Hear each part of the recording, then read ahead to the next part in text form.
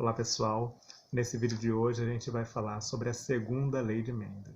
A gente já tinha visto um vídeo anterior falando sobre a primeira lei de Mendel, sobre os experimentos que levaram Gregor Mendel a descobrir a primeira lei da genética. Nesses vídeos agora nós vamos ver como Gregor Mendel chegou à segunda lei da genética, que é conhecida como a segunda lei de Mendel. Vem comigo. Então, gente, a primeira coisa que a gente precisa relembrar da aula passada é como que a informação está estruturada dentro do nosso genoma, né? Então, é aquilo que a gente tinha falado sobre locus, alelos e genes. Vamos rever isso rapidinho para que não fique dúvidas quanto a isso. Nas nossas células, numa célula eucariota, como é o caso das nossas, a gente tem um núcleo e dentro desse núcleo fica o material genético que é constituído por DNA. Cada molécula de DNA vai compor um cromossomo. Como a gente já viu, no caso dos seres humanos, nós temos 46 cromossomos organizados em 23 pares. Porque o ser humano é uma espécie diploide. O que significa isso? Para cada cromossomo, nós temos duas cópias. Então, são duas cópias de cada cromossomo. De onde vêm essas duas cópias? Uma vem do pai, a outra da mãe. Então, no ser humano, a gente nomeia os cromossomos por números, do maior para o menor. Então, o maior cromossomo das células humanas é o cromossomo 1. E o cromossomo 1 tem duas cópias. O cromossomo 1 que você recebeu do seu pai, o cromossomo 1 que você recebeu da sua mãe. O mesmo vai acontecer com o cromossomo 2, 3, 4, até o par cromossômico 22. Certo? Todos esses pares cromossômicos a gente chama de cromossomos autossomos. Tá? O que significa isso? A gente guarda esse nome, autossomos, e a gente já vê daqui a pouquinho. 22 pares de cromossomos dá um total de 44. 22 vezes 2, 44. Mas eu falei que o ser humano tem 46 cromossomos. Onde é que estão os outros dois? São os cromossomos sexuais. Pode ser X ou Y. No ser humano, assim como em todos os mamíferos que eu lembro, talvez tenha alguma exceção que eu não tenha lembrado agora, mas os mamíferos, de forma geral, o sexo biológico é determinado pela composição de cromossomos. Então, os indivíduos que têm, nesse 23º par, duas cópias do cromossomo X são indivíduos fêmeas. Aqueles que têm uma cópia do cromossomo X e uma cópia do cromossomo Y são os machos. É assim com os seres humanos, é assim com outros mamíferos também. E como é que são chamados esse par de cromossomo? Pode ser 2X ou um X e um Y. A gente chama de cromossomos sexuais. Esse é o par cromossômico sexual, porque determina o sexo biológico. Tá? Então essa é a diferença. O que são os cromossomos autossomos? São aqueles que não são cromossomos sexuais, simplesmente isso. Aqueles que não estão envolvidos na determinação do sexo biológico. Portanto, no ser humano nós temos 22 pares de cromossomos autossomos e um par de cromossomos sexuais, tá certo? E como é que a informação é organizada nesses cromossomos? Bom, tem essa imagem aqui, que vocês já viram em outro vídeo, mas vamos relembrar. Cada cromossomo, duas cópias. Então aqui tem um par cromossômico, pode ser o cromossomo 1, pode ser o 2, não importa. É abstrato aqui, né?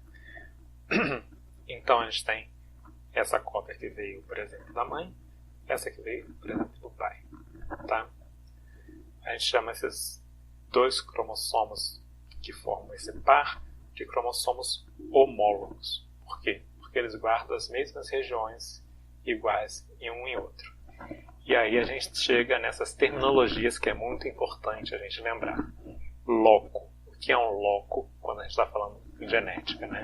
A palavra loco vem do latim locus, que significa lugar, tá? Então, o loco é uma região no cromossomo. O cromossomo é constituído por uma sequência de milhões de nucleotídeos A, T, C ou G ligados uns aos outros. Então forma essa sequência de nucleotídeos. Um loco é uma região dentro dessa sequência. Você pode ter um loco começando do nucleotídeo 1 até o nucleotídeo 100, ou do nucleotídeo 3200 até o 4000. Né? É simplesmente uma região, um endereço dentro do cromossomo. Nos cromossomos homólogos, como aqui na imagem, a gente vai ter esse mesmo endereço repetido em um e no outro. Tá? Então, o que muda? O que pode mudar? O que pode mudar é a informação guardada nesses endereços dentro do cromossomo. Porque nos cromossomos, você pode ter, nos cromossomos homólogos, algumas pequenas diferenças entre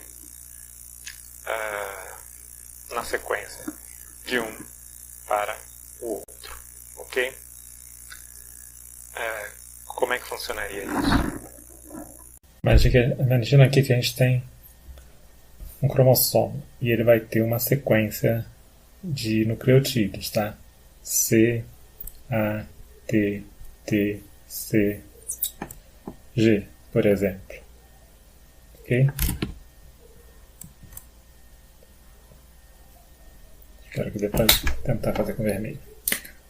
No outro aqui, o seu homólogo, vou falar que esse é um A, um B.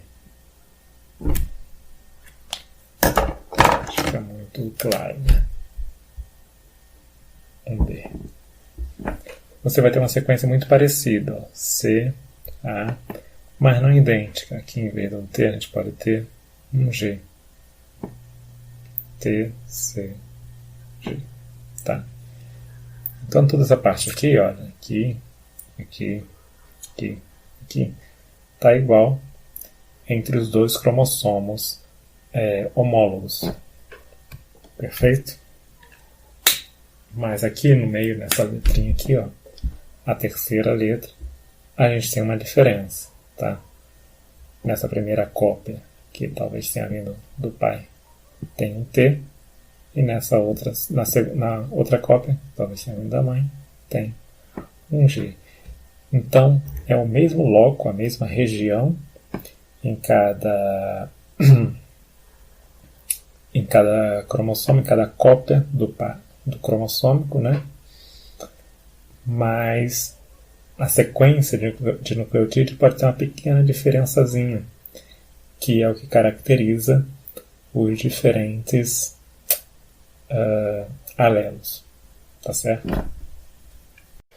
Então, isso significam os alelos, né? Então, essa é a diferença básica entre loco e alelo. O loco é um local, simplesmente ali, na sequência de nucleotídeos.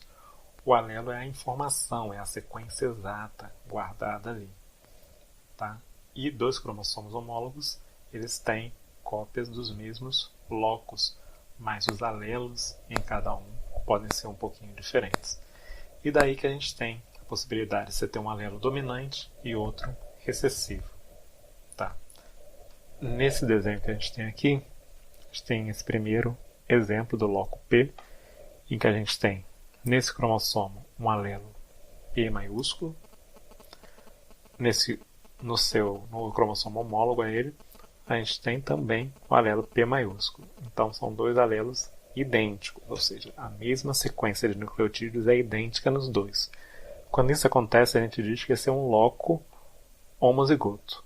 O organismo ele é homozigoto para esse loco específico. Tá? E como no caso são duas cópias idênticas de um alelo dominante, então a gente tem um organismo que para esse loco P, ele é um homozigoto dominante. No segundo caso aqui, a gente tem o loco A, tem Azinho e Azinho. também um exemplo em que você tem dois alelos idênticos, é o mesmo alelo, tanto em um cromossomo quanto no outro. Nesse caso também é um homozigoto, mas como está minúsculo, está representando que é o alelo recessivo. Então a gente tem um homozigoto recessivo para esse loco A.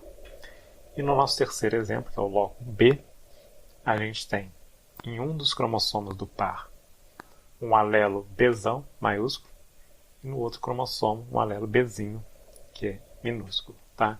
Então aqui tem um alelo dominante e aqui o alelo recessivo. Não são alelos idênticos, são alelos que têm aquelas diferenças na sequência de nucleotídeos. Então, nesse caso, para esse loco, a gente diz que o organismo ele é heterozigoto. Tá? Tem um alelo dominante e um recessivo. Perfeito?